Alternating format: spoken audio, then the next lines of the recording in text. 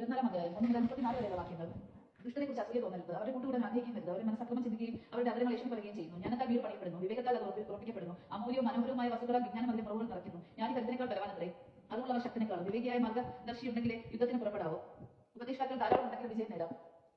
ജ്ഞാനം പുരുഷന് കയ്യെത്താത്ത ഉയരത്തിലാണ്, സദസ്സിൽ അവൻ വായി തുറക്കുന്നില്ല. തിന്മ നനയ്ക്കുന്നവൻ ഉപജാപകൻ എന്നറിയപ്പെടും. പുരുഷൻ ആലോചിക്കുന്നത് എന്തും പാപമാണ്, പരിഹസനം മനുഷ്യനെ വർദ്ധിക്കുന്നു. ആഹാരഘട്ടങ്ങളിൽ പതറിപ്പോകുന്നവൻ ദുർബലനത്രേ, കൊലയ്ക്ക് കൊണ്ടുപോകുന്നവരെ മോചിപ്പിക്കുക, കോലാഹലത്തിലേക്ക് വലിച്ചഴിക്കപ്പെടുന്നവനെ രക്ഷപ്പെടുത്തുക. ഞാനിത് അറിഞ്ഞില്ല എന്ന് നീ പറഞ്ഞാൽ തന്നെ ഹൃദയത്തെ തൂക്കി നോക്കുന്നവൻ സത്യം ഗ്രഹിക്കുന്നില്ലേ? നിന്റെ ആത്മാവിനെ നിരീക്ഷിച്ചുകൊണ്ടിരിക്കുന്നവർ അത് അറിയുന്നില്ലേ? അവിടുന്ന് പ്രവൃത്തിക്ക് തക്ക പ്രതിഫലമല്ലേ നൽകുക? മകനെ തേൻ കുടിക്കുക, അത് നല്ലതാണ്, തേൻതുള്ളികൾ നാവിന് ആസ്വാദ്യമാണ്. നിന്റെ ആത്മാവിന്റെ ജ്ഞാനവും അതുപോലെ തന്നെ ആണെന്നറിയുക. അത് നേടിയാൽ നിനക്ക് നല്ല ഭാവി ഉണ്ടാകും. നിന്റെ പ്രതീക്ഷയ്ക്ക് ഭംഗം നേരിടുകയുമില്ല. നീതിമാന്റെ പാർപ്പിടത്തിനെതിരെ ദുഷ്ടരെ പോലെ പതിയിരിക്കുന്നത് അവന്റെ ഭവനത്തെ ആക്രമിക്കുകയും അരുത്.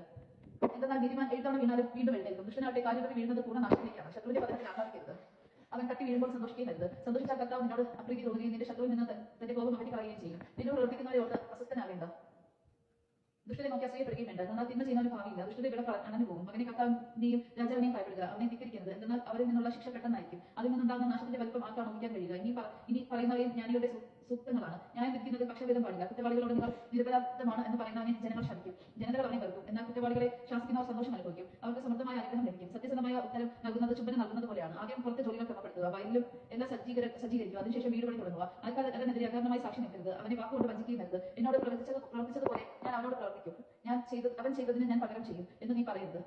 ഞാൻ അലസന്റെ വലയും ബുദ്ധിശൂന്യന്റെ മുന്തിരിത്തോട്ടും കടന്നുപോയി. അവിടെ എല്ലാം മുള്ളുകൾ നിറഞ്ഞിരുന്നു, നിലമാകെ കളകൾ കൊണ്ട് മൂടിയിരിക്കുന്നു, അതിന്റെ കൽക്കെട്ടി ഇടിഞ്ഞു പൊളിഞ്ഞു കിടക്കുന്നു. അതുകൊണ്ട് ഞാൻ ചിന്തിച്ചു,